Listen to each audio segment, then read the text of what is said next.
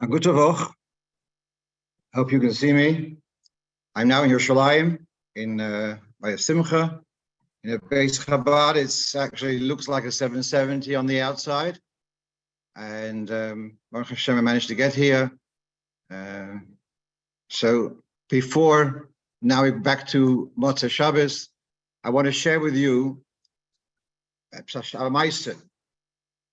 On Thursday evening, I was at a full day conference, seminar of Rabbanim.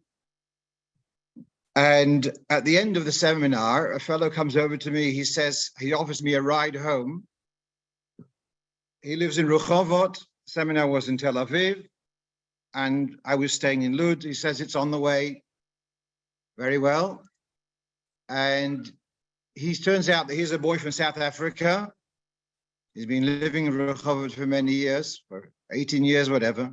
And he tells me the following story, that he was niskarev to Chabad, to Yiddishkeit, and through the shluchim in Johannesburg, particularly Pinny Hecht, whose mother is actually from London. And as he finishes high school, he right away packs up his bags and is going to go to England on the way to Eretz Yisroel. He wanted to make some money, perhaps, whatever it was. And Pinny Hecht gave him a telephone number of a Lubavitcher in London so that he will be able to have someone to help him with the Shabbos, etc. He comes to London his friends were not terribly Shomer Shabbos. And then he puts his hand in his pocket. He's lost the paper. He doesn't know what to do. And it's getting closer to Shabbos. He's taken up residence somewhere in Kensington. And he doesn't know anything where he's going to get anything for Shabbos. And then he's in King's Cross Station. And he sees a black hat somewhere towards the end of the station, the subway station, and he goes over to the black hat, introduces himself, and the fellow says to him, "Wow, that's very interesting, because just 2 weeks ago, I got a telephone from South Africa that I should expect a young lad who's coming here to London, and I should help him out." And it was Rabbi Yakshi Menachem Yunik, whilst he was still living in Stamford Hill, and he was able to, the amazing Ashkocha project, how they met in King's Cross. This was the name on the paper which he had lost. Brought it to his house, and he would come week after week for Shabbos, and he said he remembers the Geschmacke Verbringens, the atmosphere, and it really was a turning point in making him so much more involved with Yiddishkeit, with Chabad, and today he's about in Geman with families in Rehovot. There's quite a few English-speaking people there. He says he actually listens to the shiur regularly. So there we are. So that's a Motzei Shabbos Gemais of an amazing Ashkocha Pratis. Okay, let's start off with our shiur, and struggling a little bit with all different bits and pieces. But the first thing we have here, did I share with you the screen? Not yet. There we are. So the first thing, it doesn't seem to be coming up. The story is that someone sends me a picture of a screen, of a doorway, and the bottom of the doorway is straight. The upper part of the doorway is an arch. So he is asking about where to put up the Mezuzah, and so basically the story is the following. There's actually a machlokes, shonim, whether we say the top of the arch is all doorway. Where in other words, where do we switch? What is lintel and what is doorway? And so We have here a software where at what height to put up the mezuzah, and the resolution here in this particular case is if the straight part of the doorway is more than half the overall height, so then we should put it on the straight part. So let's to clarify that. Normally, the mezuzah is put in the top third of the doorway. B'diavad, if the mezuzah is more than halfway up, it's kosher. So if the straightness of the archway is halfway up or more, then I would say to put the mezuzah on the straight part of the doorway, even though it might be just about your waist high, but fine, that will be kosher because it's more than halfway of the overall height. If it would be higher than that, if the arch would start lower down than that, that actually would be much more problematic. How would you work it out? It seems to be very odd to put a mezuzah on a curved surface, like it's partly horizontal as well as being vertical. Okay, we'll go on to the next point, and that is, I think probably if I can't see it on my screen, I'm sure you can't see the shared screen either. Let's see it. Let's try again. Closed it. Let's see if I can get it on again.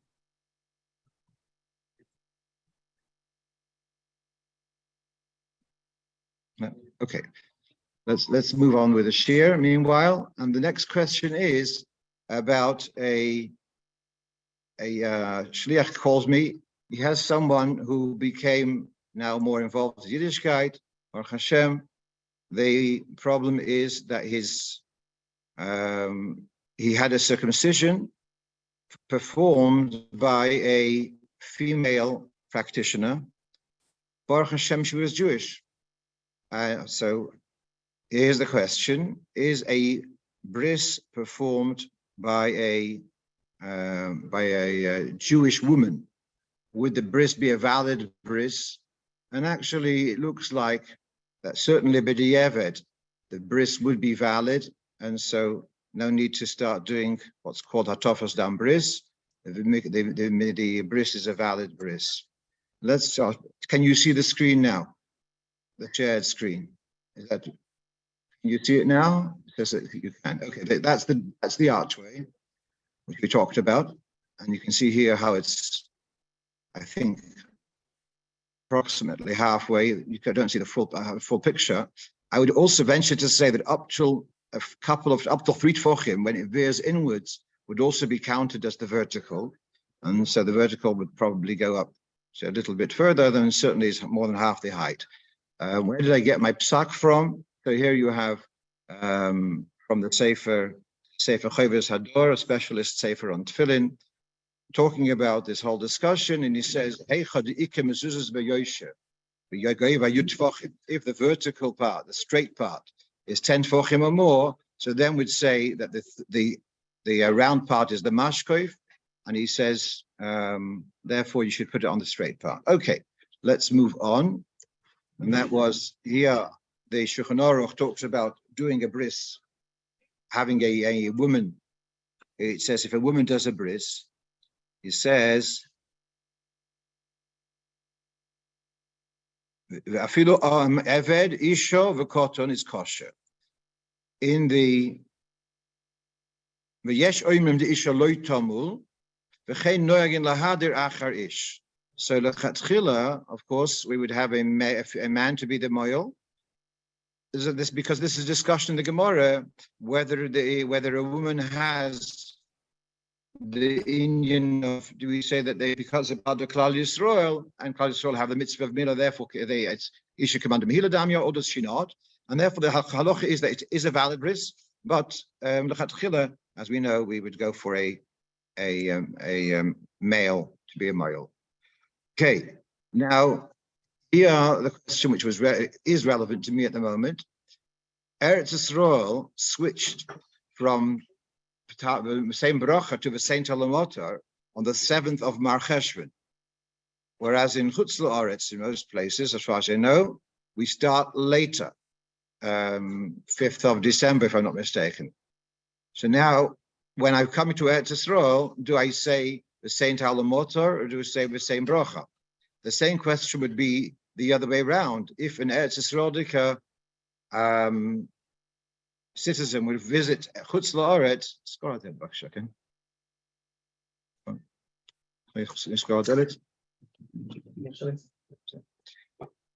so there we have. This is a note from the New Kitzur Shulchan Aruch, and the reference here is Shulchan Menachem, but it's also other sources. And let's read through this straight and carefully. Ben Eretz Yisroel, someone from Eretz Yisroel who comes to Chutz La'aretz, and if he came before Zayin Mar Cheshvan, then it turns Zayin Mar Cheshvan, so he's got a field in Eretz Yisroel. The community here, as in London, whatever, doesn't need to ask for rain. He's got a personal need, and therefore he doesn't include it in the bracha of Mevorach Hashonim. Instead, he includes it in Shemei Tefillah, where you can include any personal tefillah. However, if he would come to Chutz La'aretz now, once it's already started, saying the Saint Halamotar, Mamshich Lishel B'Birchas Hashonim, then he would continue saying the Saint Halamotar in Mevorach Hashonim, unless obviously if it's the Chazan, so then in the Chazos Hashatz he would follow the Minhag HaMokim and just say the same bracha. Coming back to the other direction, Ben Chutz La'aretz Abole Eretz Yisroel, if a chutznik is coming to Eretz Yisroel, Yishal B'Birchas Hashonim, he should say the Saint Halamotar in Mevorach Hashonim, which I've been doing for the last few days, apart from the last 24 hours. Well, Myri, I did. So saying the Saint Halamotar.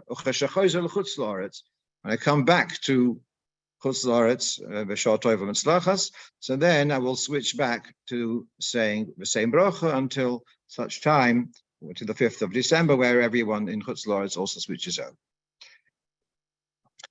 Here's the next question, which came up in the past week. We're going to have less questions this week because I was traveling, etc. So didn't manage to put together as many inyonim as usual. So here's this story that a shliach somewhere in Europe, so he actually was officiating at a wedding this past week here in Eretz Yisroel. So he flew out to Eretz Yisroel and he prepared. He had sent me in advance. He sent me the Kesubah and the place and the names of the chassan, the kala, etc. It was all done fine, and it's going to be in some kibbutz at 6 p.m.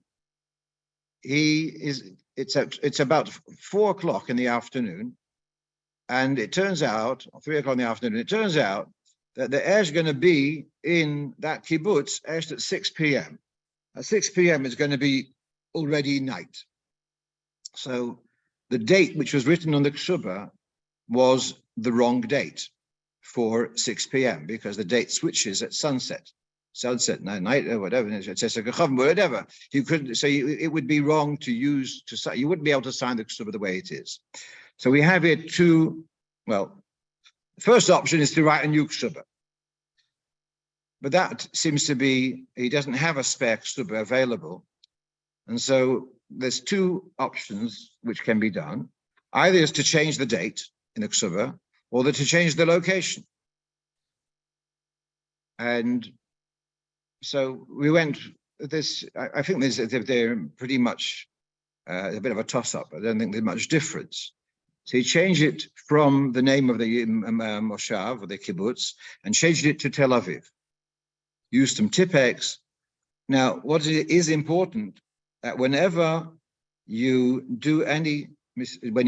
correct a mistake on a Kesubah, you're going to have to endorse it. So the Kesubah is a shtar. I'm just going to throw in, as you know, I love etymology. So where does the word shtar come from? The word from shtar comes from the word shoitrim, enforcement. Shtar has to be enforceable. And if you come along with a shtar, which has some messed up, some crossing out, etc. So the bank won't honor a check which has got a crossing out unless you countersign the change, and then they will, if you're lucky, they'll let it through. And similarly with a Kesubah, if there is a correction which has to be made, so then the correction should be done at the bottom, or either on the margin or at the bottom of the Kesubah, and you write this and this word, or this and this line. This word was crossed out and was exchanged for this and this word, or the name. So we crossed out the name of the kibbutz, and instead put in Tel Aviv. And at the bottom was written on this and this line, the word kibbutz Ploini was crossed out, and instead we wrote Tel Aviv. And underneath, the witnesses who signed the Kesubah also signed again to endorse that the change was done properly. And I can just tell you for myself, before, when I used to do things with Ben Zion Hackner Olav Shalom, so he would always give me the Kesubah to check, and I would find his mistakes. But since he doesn't do that anymore, so I'm finding my mistakes, but I'm finding them too late. I've had a few times, it was mamash at the Chupa, and there's a mistake. And the solution is to give it to someone else who doesn't have the confidence that, oh, it's all okay, I've done it already, spent so much time on it. You give it to someone else to proofread. And so I'm just saying those Rabbonim out there who are also in the same position. So, and again, we had this was discussed, one of the discussions at the session, at the seminar on Thursday, was about this topic, about the Kesubahs. If you have a spare Kesubah, which is recommended to have a spare Kesubah with you, then you should have that with you, and you should use that. This is only when you don't have a spare Kesubah. There was actually an interesting discussion. What happens if comes to the Chupa and there's no ring? They forgot the ring. Can you? What do you do about that? So there's the whole thing. If you borrow a ring, well, that's very questionable, because they're not giving it to you, and so the choshen hasn't given a ring to the kala. So what about? So actually, they told the story that Reb Shlomo Zalman Auerbach would come to a chuppah. He had a spare ring in his pocket just in case it would be forgotten. Okay, I see now there's a few chats, and which I haven't been paying attention to. So let's look at those chats and respond to them. So someone is pointing out that Sipora did a bris for her son. That is true. Well, yes. It wasn't though a mitzvah at the time, mitzvah min haTorah. It was something that perhaps before Matan Torah, perhaps things were different. But anyway, there's this machlokes in Gemara. Right, someone's pointing out there's a difference, and Nita Gabriel has another take on someone actually called me last week. He was in Eretz Yisroel, and in Shachris, he said the same bracha, and he asked me, does he have to repeat the Shemoneh Esrei? And I told him that whatever you did, there's another opinion to rely on it, and you didn't have to daven Shemoneh Esrei again. We're just talking about lechatchila. This is one approach. Again, let's go down. Tipex is not a good idea, as it can be removed. Better to strike out. Okay, thank you. Yes. And you say it's just strike and add the correction. It looks not so nice, but you're probably right.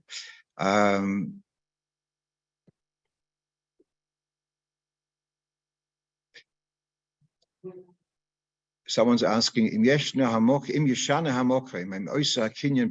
what happened? They changed it to Tel Aviv, and at 4 o'clock in Tel Aviv, they did the kinyonim.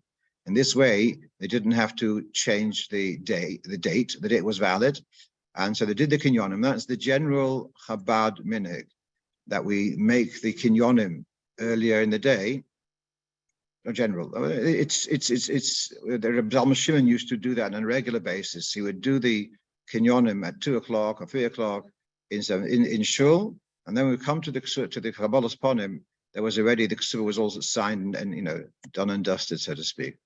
And even though by the time the Chupa would come, it would be a different date, and that was valid. And actually, the late Rav Ashkenazi of Chabad, he had a very interesting argument why it should be done like this, because the power of the star, the date of the star, is only the last minute of the day.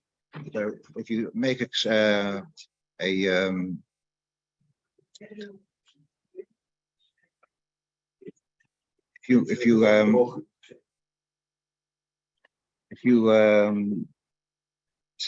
really, if the date is of the night of the Chuppah, the full power of that star is only going to be the following night.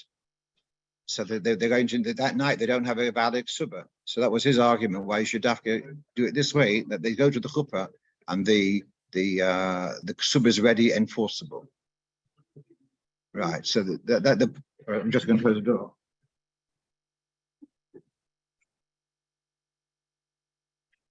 So I think I've answered the question: how does changing the date make changing the town make it valid? That because they made the signing was done during the day in Tel Aviv. Right. Let's move on. Thank you. It's really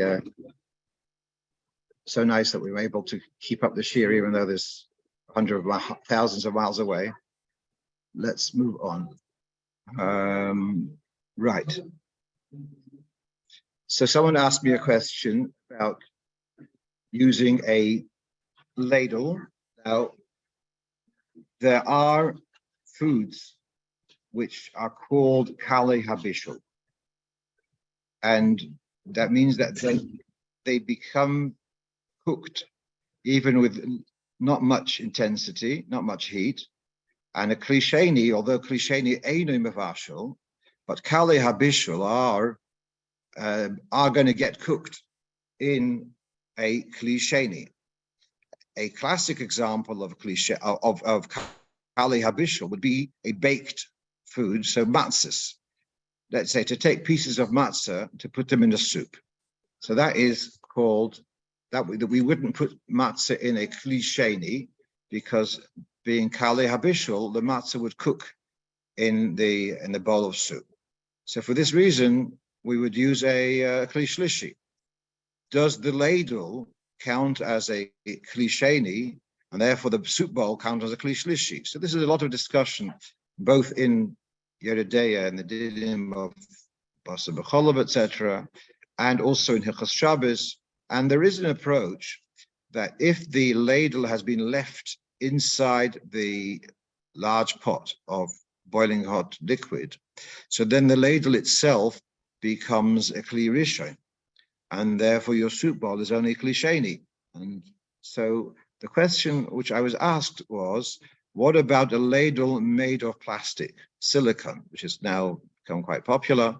Does a silicon ladle have the same din as a metal ladle, or do we say no? Because silicon is made of a plastic, etc., it doesn't have the same heat conductivity as does metal. So although I didn't find this question directly addressed in contemporary Sforim, but I did see in Rav Forkash's Sefer on Shabbos Halocho Chelik Aleph, so he talks about using a hot cup, a polystyrene cup, and dipping that into a soup pot and using that to serve. And so what he says is,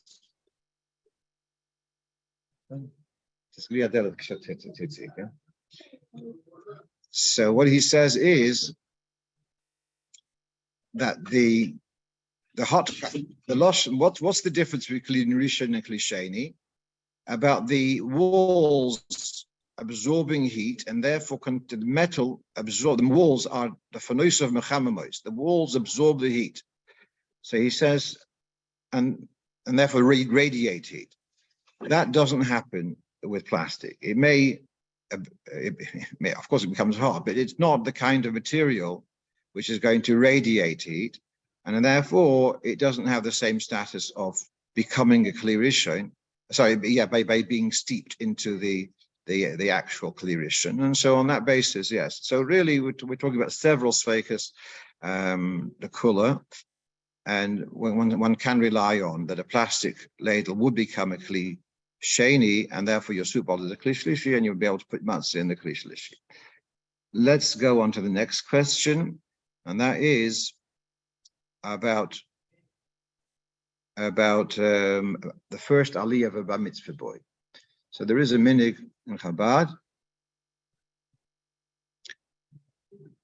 There is a minig in Chabad that the first aliyah is done not on a Shabbos morning, but rather on a Monday or Thursday or Shabbos mincha. This is traced back to the bar mitzvah of the Mittel Rebbe, and the Alter Rebbe, the father, had the aliyah on Thursday, and he said the brocha boch sheptorani. He said on Thursday. Interesting, the lashon in the Kutei Diburim is birchas haftorah, but he said the brocha sheptorani on Thursday, and his son, the bar mitzvah boy, did not have aliyah on Thursday, nor on Shabbos morning until Shabbos afternoon. And the explanation is given, Raiva de Raivin, it's a very exalted moment. And so that's the background to the Chabad minhag, that the first aliyah of a bar mitzvah is not done on Shabbos morning. What about Chanukah? What about Rosh Chodesh? What's the story there? So here what you have on the screen is a letter of the Rebbe to someone called the Rebbe Issa Kluvgant, whom I remember from Australia back 40-something years ago.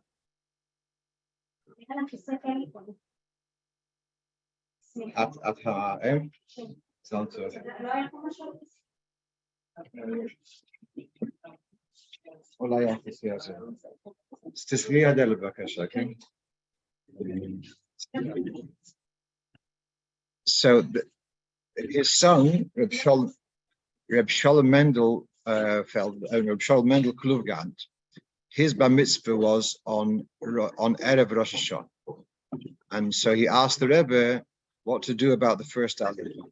So we're going to read the letter of the Rebbe, and he says the following: Be'inyan ho aliyah l'Torah, Yedua hasicha dechof hei Shvat tof reis tzadik bo. Sicha from the 25th of Shvat, that's the bar mitzvah of the Frierdiker Rebbe's Einikel, well known, Ba'mayla da'aliyah l'Torah be'mincha de Shabbos, about what's so special about having the first aliyah, b'chlal about the aliyah of mincha at Shabbos, and therefore the bar mitzvah is given the first aliyah at mincha of Shabbos. Al pshita shein litchit chas v'sholem aliyah l'Torah ad ha-Shabbos habo la'acharei ha-bar mitzvah. But certainly chas v'sholem, God forbid, to delay the bar mitzvah till the Shabbos after the bar mitzvah, and therefore v'yala l'Torah be'Rosh Hashanah. The Rebbe is telling Rebbe Issa that the bar mitzvah boy should have his aliyah on Rosh Hashanah. Then goes another interesting thing, which is might be a bit of a surprise for a lot of us English people. From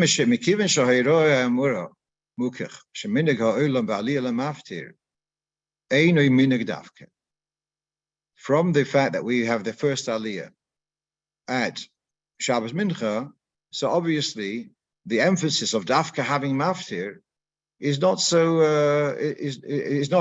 an accurate minig. At least for Chabad, the Rebbe is saying.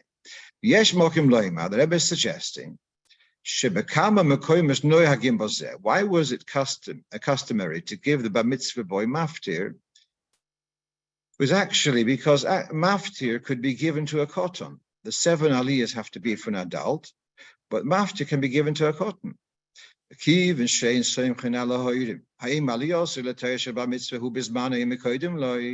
can't necessarily trust the parents that they've kept the dates of the birthday correct, and perhaps the aliyah that he's actually not even bar mitzvah today. And therefore it was introduced, give the boy maftir, and if he's not bar mitzvah, yeah, it doesn't matter. This is not makubal. I'm not how you translate that. Does it mean it's not our tradition, or does it mean it's not acceptable? Let's keep it to not our tradition. Now, so therefore the Rebbe is saying maftir is not so important. That the mafter Rosh Hashanah is given to the Rov or to someone prominent, etc. And therefore, the bar mitzvah boy needn't push away the Rov or whoever normally gets mafter on Rosh Hashanah.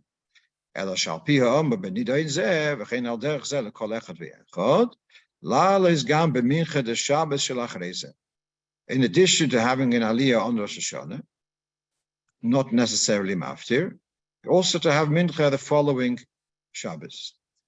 It reminds me of my own bar mitzvah.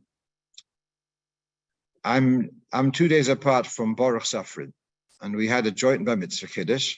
I remember Rav Dov Olav Shalom coming round to the house and helping my mother in stirring the kugels to in a baby's bath to prepare it for the bar mitzvah. Now, many years later, I can tell you about this.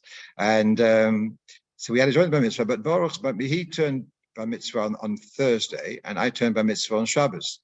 So I did not get. Then that solved the problem. There was no conflict about who's going to get maftir because I wouldn't get maftir in any case. So, okay, so Baruch had the aliyah, and I'm saying that like in London, we generally do give bar mitzvah boys maftir, although this is, the Rebbe says it's lav dafka. And I got aliyah at mincha, and I was going to do it next Shabbos. And then it was delayed from Parshas Vayechi all the way to Parshas Yisroel. And then it turned up a Meshulach from Eretz Yisroel who also had Yortzei that Shabbos. So he had the maftir upstairs. I went to the youth minyan downstairs, and Baruch Hashem survived. And here to tell the tale. Okay, let's go on to the last question on our theory, on our list. Okay, before that, I want to share with you another experience here. So on Thursday morning, I took the train from Lud to Yerushalayim. I wanted to be by the Kesubah, and I wanted to have a shachris there. So I took the train at 7 o'clock in the morning, whatever, and I had to change in Tel Aviv. And I'm sitting down on the platform on a bench, and I hear a man and a woman speaking in English, elderly couple. So yeah, hello, and turns out they are brother and sister. She is from San Francisco, and he has been living in Eretz Yisroel for the last 35 years. She's just come for a visit. We got onto the train, and I sat near them, and I put on tefillin with him, which he was agreeable. And afterwards, he was telling his sister how this is a blessing. She was asking, "What are those tefillin?" She didn't know what they are, or what's inside them. Interesting conversation. Meanwhile, he says that he had a connection with Chabad back in Berkeley when he was a young man, and he mentioned he knew Rabbi Citron, who had a red beard, and Rabbi Drizin. Rabbi Drizin, he says he was a young man, and he remembers he was born in Israel. Yeah, and I know Rabbi Drizin vaguely. But, then I go to the Kesubah, and I try to organize the minyan. And as we were talking about the barcode last week, about the talus stripes, I look around and I see from a distance, I see a Chabad barcode talus, and it's none other than Rabbi Drizin was there at the Kesubah at the same time. So within half an hour of meeting this couple who he had been involved in Mikara, the man, then I see Rabbi Drizin. I didn't manage to go over to him because by the time I finished davening, he had gone on his way. But again, I saw this very interesting Hashgacha Pratis.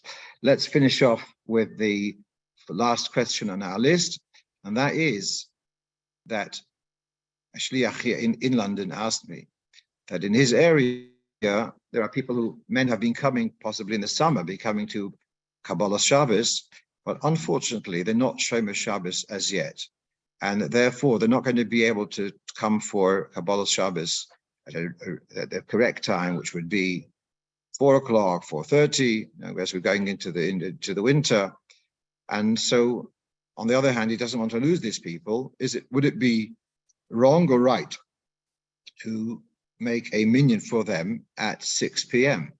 He would make a minyan bismanoi and do kiddush and have perhaps a little fabrengen, whatever it was, but then to do another minyan at 6 p.m. for those people who sadly aren't able to come on time. Or is it morally wrong? Is it that you're publicly accepting that they say that they're Mechal Shabbos? This is his dilemma. And I remembered that there had been a Rebbe, answer of the Rebbe, something in connection to Canada, Montreal, whatever. And here I did manage to find this. Now, this is from a sefer called Shlichus Kehilchasa. Shlichus Kehilchasa is about a 500-page sefer, a large volume, and it's put together all different answers, whether in Yechidus or in letters, etc., of the Rebbe to Shluchim. And so they have this piece. It's a letter here from Rabbi Chadakov to a Rabbi Mordechai Fisher, who was a Rov of a shul in Canada. And this is in Chof Gimel Cheshvan. I didn't notice this before. The date is actually in the name of the Frierdiker Rebbe. This I didn't notice before. The name of the Frierdiker Rebbe, Chof Gimel Cheshvan Tafshin Yud. And so this Rabbi Fisher had asked about this minyan, a late minyan. So let's read the text here.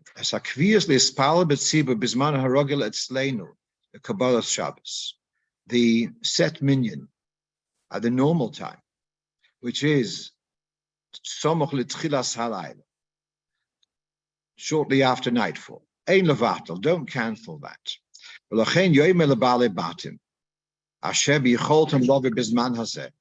To the people who are able to come for that time, the earlier minyan, שיבואו ויספללו בבית הכנסת. גם אם יצטרכו להספלל שם ביחידות. They should come to daven in the shul, and even if it's such a small crowd that they would not be able to have a minyan, but still have your bismanoi minyan, you have your bismanoi minyan, that should be go ahead, even if you don't have a minyan. So that you're making a very strong point there, that the minyan should really be bismanoi. But yachad himself, together with this,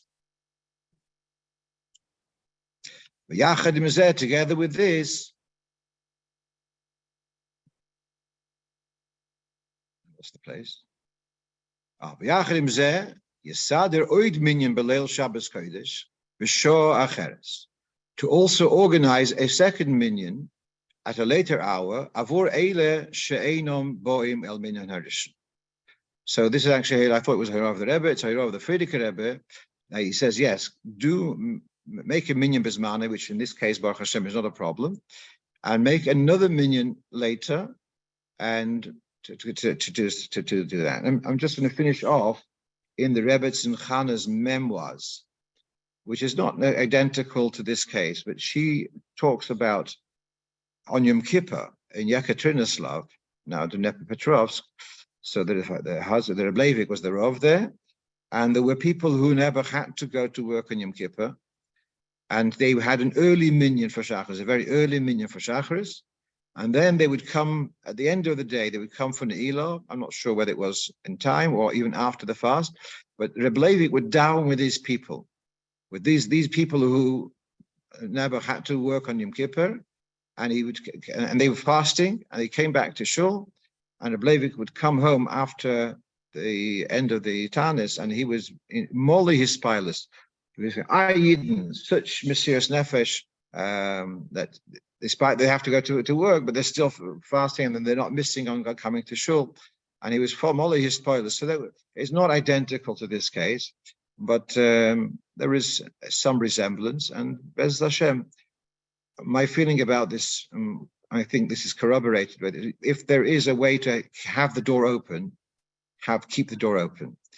And Bez Hashem, in time, they will become more Shema Shabbos, etc. But I have to keep the door open as much as possible, wherever, and welcome them. And Bez Hashem, they will Yara Aleim Ruach Memorim. I wish you all a good tavoch, and we should meet in good health.